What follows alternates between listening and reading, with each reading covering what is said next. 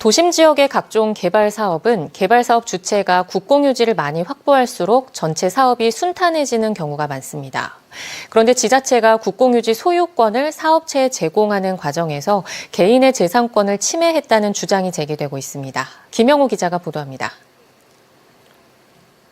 속초항 동명동 일대에는 지난 2018년 생활숙박시설 조성사업과 2021년 주택 건설 사업 건축 계획이 각각 승인됐습니다. 서로 인접한 곳에서 10,000여 제곱미터 면적의 개발 사업이 추진되는 겁니다. 이 가운데 주택 건설 사업 부지, 즉 아파트 사업 부지는 8,000여 제곱미터로 20% 정도는 국유지입니다. 그런데 해당 사업은 승인 이후 3년이 넘도록 진행되지 않고 있습니다. 사업 부지 내에서 도로로 쓰였던 이곳은 국가 땅으로 여전히 도로의 기능을 하고 있습니다. 계획대로라면 도로를 없애고 아파트가 들어서야 하지만 사업체가 지자체의 승인을 받고도 국유지를 확보하지 못했기 때문입니다. 왜 이런 상황이 벌어졌을까? 이 도로는 국유지 이외에도 일부 사유지가 포함돼 있어 도로 기능이 소멸되려면 사업체가 사유지 매입과 거주민 이주 등을 끝내야 합니다.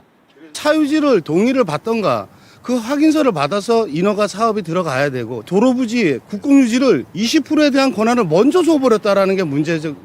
사업 부지의 95% 이상 토지를 수용해야 주택 건설 사업 승인이 나지만 이곳은 사업 구역의 20%에 달하는 국유지를 확보하지 못한 채 승인이 나버린 상황이 됐습니다.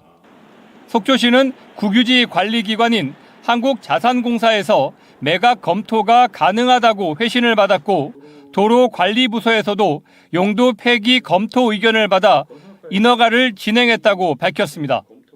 국유지 권한 확보에 대한 판단은 해당 토지관리청의 그 문서 회신과 상급기관의 질의 그리고 대법원 판례 등을 종합적으로 판단하여 처리하고 있습니다.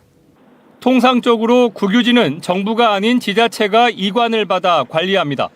주택법에 따르면 사업 주체는 국유지 매각이나 양여 의사를 확인할 수 있는 서류를 사업계획 승인권자, 즉 지자체에 제출해야 합니다.